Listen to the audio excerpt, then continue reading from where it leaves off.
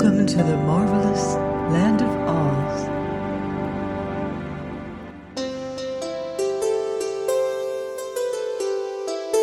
I'm Martell,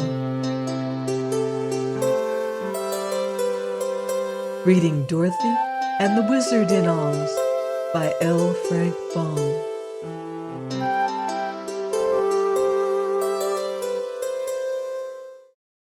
Chapter 2. The Glass City.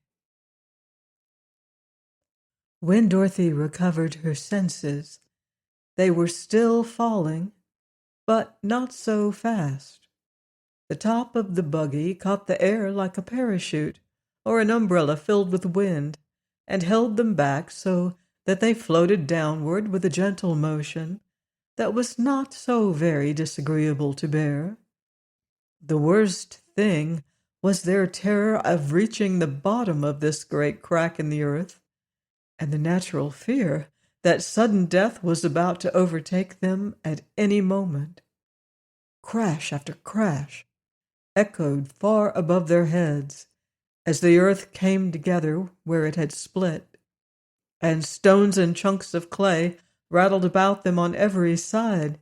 These they could not see, but they could feel them pelting the buggy top, and Jim screamed almost like a human being when a stone overtook him and struck his bony body. They did not really hurt the poor horse, because everything was falling together. Only the stones and rubbish fell faster than the horse and buggy, which were held back by the pressure of the air, so that the terrified animal was actually more frightened than he was injured. How long this state of things continued, Dorothy could not even guess. She was so greatly bewildered. But by and by, as she stared ahead into the black chasm with a beating heart, she began to dimly see the form of the old horse Jim. His head up in the air, his ears erect, and his long legs sprawling in every direction as he tumbled through space. Also, turning her head, she found that she could see the boy beside her, who had until now remained as still and silent as she herself. Dorothy sighed and commenced to breathe easier. She began to realize that death was not in store for her after all, but that she had merely started upon another adventure, which promised to be just as queer and unusual as were those she had before encountered. With this thought in mind, the little girl took heart and leaned her head over the side of the buggy to see where the strange light was coming from. Far below her, she found 6 great glowing balls suspended in the air. The central and largest one was white, and reminded her of the sun. Around it were arranged, like the 5 points of a star, the other 5 brilliant balls, one being rose-colored, one violet, one yellow, one blue, and one orange. This splendid group of colored suns sent rays darting in every direction, and as the horse and buggy, with Dorothy and Zeb, sank steadily downward and came nearer to the lights, the rays began to take on all the delicate tintings of a rainbow, growing more and more distinct every moment, until all the space was brilliantly illuminated. Dorothy was too dazed to say much, but she watched one of Jim's big ears turn to violet and the other to rose, and wondered that his tail should be yellow and his body striped with blue and orange like the stripes of a zebra. Then she looked at Zeb, whose face was blue and whose hair was pink, and gave a little laugh that sounded a bit nervous. "Isn't it funny?" she said. The boy was startled and his eyes were big. Dorothy had a green streak through the center of her face, where the blue and yellow lights came together, and her appearance seemed to add to his fright. "I don't see anything funny about it," he stammered. Just then the buggy tipped slowly over upon its side, the body of the horse tipping also. But they had continued to fall altogether, and the boy and the girl had no difficulty in remaining upon the seat, just as they were before. Then they turned bottom side up and continued to roll slowly over, until they were right side up again. During this time Jim struggled frantically, all his legs kicking the air. But on finding himself in his former position, the horse said in a relieved tone of voice, "Well, that's better." Dorothy and Zeb looked at one another in wonder. "Can your horse talk?" she asked. "Never knew him to before," replied the boy. "Those were the first words I ever said," called out the horse who had overheard them, "and I can't explain why I happened to speak then. This is a nice scrape you've got me into, isn't it?" "As for that, we are in the same scrape ourselves," answered Dorothy cheerfully, "but never mind. Something will happen pretty soon." "Of course," growled the horse, "and then we shall be sorry it happened." Zeb gave a shiver. All this was so terrible and unreal that he could not understand it at all, and so had good reason to be afraid. Swiftly they drew near to the flaming colored suns and passed close beside them. The light was then so bright that it dazzled their eyes, and they covered their faces with their hands to escape being blinded. There was no heat in the colored suns, however, and after they had passed below them, the top of the buggy shut out many of the piercing rays, so that the boy and girl could open their eyes again. "We've got to come to the bottom sometime," remarked Zeb with a deep sigh. "We can't keep falling forever, you know." "Of course not," said Dorothy. "We are somewhere in the middle of the earth, and the chances are we'll reach the other side of it before long. It's a big hollow, isn't it?" "Awful big," answered the boy. "We're coming to something now," announced the horse. At this they both put their heads over the side of the buggy and looked down. Yes, there was land below them, and not so very far away either. But they were floating very, very slowly. So slowly that it could no longer be called a fall, and the children had ample time to take heart and look about them. They saw a landscape with mountains and plains, lakes and rivers, very like those upon the earth's surface. But all the scene was splendidly colored by the variegated lights from the 6 suns. Here and there were groups of houses that seemed made of clear glass, because they sparkled so brightly. "I'm sure we are in no danger," said Dorothy in a sober voice. "We are falling so slowly that we can't be dashed to pieces when we land. And this country that we are coming to seems quite pretty." "We'll never get home again, though," declared Zeb with a groan. "Oh, I'm not so sure of that," replied the girl. "But don't let us worry over such things, Zeb. We can't help ourselves just now, you know. I've always been told it's foolish to borrow trouble." The boy became silent, having no reply to so sensible a speech, and soon both were fully occupied in staring at the strange scene spread out below them. They seemed to be falling right into the middle of a big city, which had many tall buildings with glass domes and sharp-pointed spires. The spires were like great spear points, and if they tumbled upon one of them, they were likely to suffer serious injury. Jim the horse had seen those spires also, and his ears stood straight up with fear, while Dorothy and Zeb held their breaths in suspense. But no, they floated gently down upon a broad, flat roof and came to a stop at last. When Jim felt something firm under his feet, the poor beast's legs trembled so much that he could hardly stand. But Zeb at once leapt out of the buggy to the roof, and he was so awkward and hasty that he kicked over Dorothy's bird cage, which rolled out upon the roof so that the bottom came off. At once, a pink kitten crept out of the upset cage, sat down upon the glass roof, and yawned and blinked its round eyes. "Oh," said Dorothy, "there's Eureka." "First time I ever saw a pink cat," said Zeb.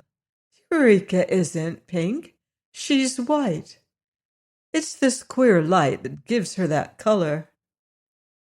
"Where's my milk?"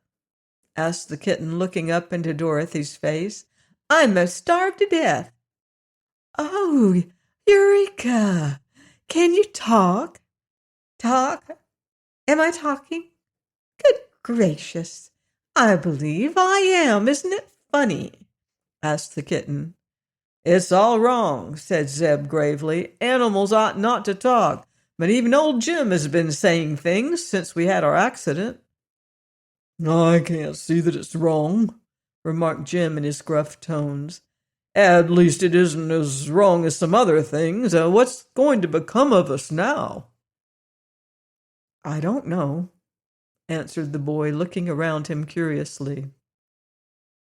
The houses of the city were all made of glass, so clear and transparent that one could look through the walls as easily as through a window. Dorothy saw, underneath the roof on which she stood, several rooms used for rest chambers, and even though she could make out a number of queer forms huddled into the corners of these rooms. The roof beside them had a great hole smashed through it, and pieces of glass were lying scattered in every direction. A nearby steeple had been broken off short, and the fragments lay heaped beside it. Other buildings were cracked in places or had corners chipped off from them. But they must have been very beautiful before these accidents had happened to mar their perfection. The rainbow tints from the colored suns fell upon the glass city softly, and gave to the buildings many delicate shifting hues, which were very pretty to see. But not a sound had broken the stillness since the strangers had arrived, except that of their own voices. They began to wonder if there were no people to inhabit this magnificent city of the inner world. Suddenly a man appeared through a hole in the roof next to the one they were on, and stepped into plain view. He was not a very large man, but was well formed, and had a beautiful face, calm and serene as the face of a fine portrait. His clothing fitted his form snugly, and was gorgeously colored in brilliant shades of green, which varied as the sunbeams touched them, but was not wholly influenced by the solar rays. The man had taken a step or two across the glass roof before he noticed the presence of the strangers, but then he stopped abruptly. There was no expression of either fear or surprise upon his tranquil face. Yet he must have been both astonished and afraid, for after his eyes had rested upon the ungainly form of the horse for a moment, he walked rapidly to the furthest edge of the roof, his head turned back over his shoulder to gaze at the strange animal. "Look out!" cried Dorothy, who noticed that the beautiful man did not look where he was going. "Be careful or you'll fall off." But he paid no attention to her warning. He reached the edge of the tall roof, stepped 1 foot out into the air, and walked into space as calmly as if he were on firm ground. The girl, greatly astonished, ran to lean over the edge of the roof and saw the man walking rapidly through the air toward the ground. Soon he reached the street and disappeared through a glass doorway into one of the glass buildings. "How strange!" she exclaimed, drawing a long breath. "Yes, but it's lots of fun if it is strange," remarked the small voice of the kitten, and Dorothy turned to find her pet walking in the air a foot or so away from the edge of the roof. "Come back, Eureka!" she called in distress. "You'll certainly be killed." "I have 9 lives," said the kitten, purring softly as it walked around in a circle and then came back to the roof. "But I can't lose even one of them by falling in this country, because I really couldn't manage to fall if I wanted to." "Does the air bear up your weight?" asked the girl. "Of course, can't you see?" And again the kitten wandered into the air and back to the edge of the roof.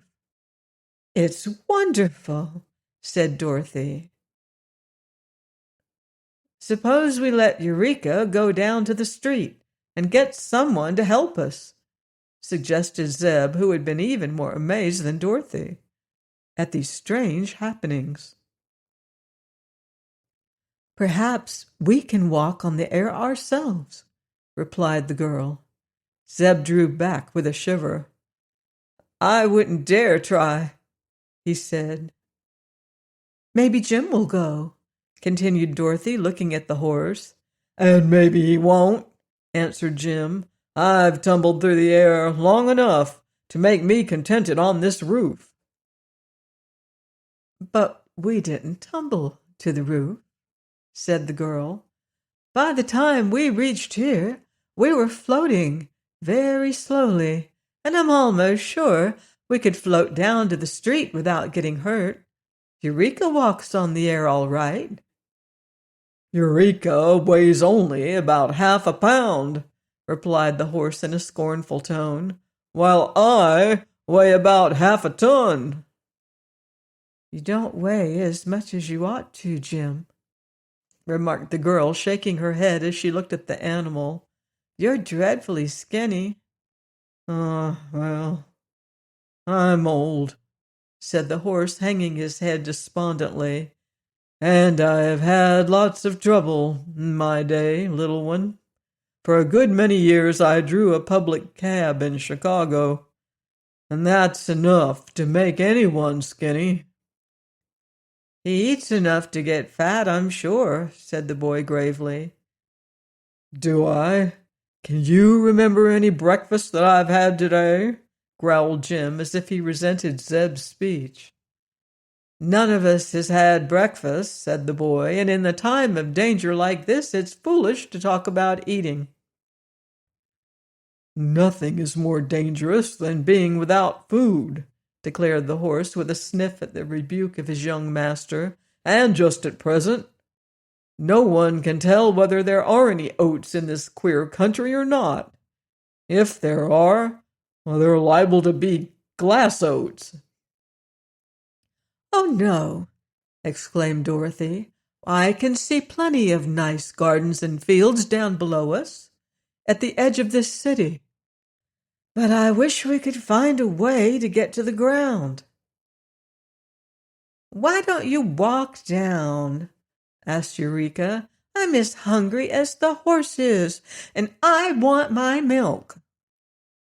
"Will you try it, Zeb?" asked the girl, turning to her companion. Zeb hesitated. He was still pale and frightened, for this dreadful adventure had upset him and made him nervous and worried. But he did not wish the little girl to think him a coward.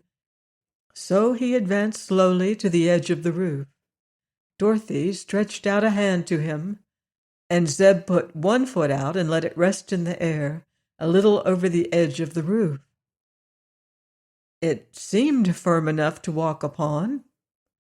So he took courage and put out the other foot.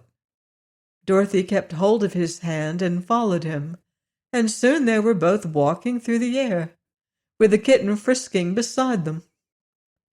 "Come on, Jim," called the boy. "It's all right." Jim had crept to the edge of the roof to look over, and being a sensible horse and quite experienced, he made up his mind that he could go where the others did. So, with a snort and a neigh and a whisk of his short tail, he trotted off the roof into the air, and at once began floating downward to the street. His great weight made him fall faster than the children walked, and he passed them on the way down. But when he came to the glass pavement, he alighted upon it so softly that he was not even jarred. "Well, well," said Dorothy, drawing a long breath. "What a strange country this is!" People began to come out of the glass doors to look at the new arrivals, and pretty soon quite a crowd had assembled. There were men and women, but no children at all. And the folks were all beautifully formed and attractively dressed, and had wonderfully handsome faces. There was not an ugly person in all the throng. Yet Dorothy was not especially pleased by the appearance of these people, because their features had no more expression than the faces of dolls. They did not smile, nor did they frown, or show either fear or surprise or curiosity or friendliness. They simply stared at the strangers, paying most attention to Jim and Eureka, for they had never before seen either a horse or a cat, and the children bore an outward resemblance to themselves. Pretty soon a man joined the group who wore a glistening star in the dark hair just over his forehead. He seemed to be a person of authority, for the others pressed back to give him room. After turning his composed eyes first upon the animals and then upon the children, he said to Zeb, who was a little taller than Dorothy, "Tell me, intruder, was it you who caused the rain of stones?" For a moment the boy did not know what he meant by this question. Then, remembering the stones that had fallen with them and passed them long before they had reached this place, he answered, "No, sir, we didn't cause anything. It was the earthquake." The man with the star stood for a time, quietly thinking over this speech. Then he asked, "What is an earthquake?" "I don't know," said Zeb, who was still confused. But Dorothy, seeing his perplexity, answered, "It's a shaking of the earth. In this quake, a big crack opened and we fell through, horse and buggy and all, and the stones got loose and came down with us." The man with the star regarded her with his calm, expressionless eyes. "The rain of stones has done much damage to our city," he said, "and we shall hold you responsible for it unless you can prove your innocence." "How can we do that?" asked the girl. "That I am not prepared to say. It is your affair, not mine. You must go to the house of the sorcerer, who will soon discover the truth." "Where is the house of the sorcerer?" the girl inquired. "I will lead you to it. Come." He turned and walked down the street, and after a moment's hesitation, Dorothy caught Eureka in her arms and climbed into the buggy. The boy took his seat beside her and said, "Get up, Jim." As the horse ambled along, drawing the buggy, the people of the glass city made way for them and formed a procession in their rear. Slowly they moved down one street and up another, turning first this way and then that, until they came to an open square, in the center of which was a big glass palace, having a central dome and 4 tall spires on each corner. Well, they're alive and unhurt, but are they safe in this strange glass city? Please join me next time for more magical adventure on the marvelous land of Oz. Goodbye for now. See you in Oz.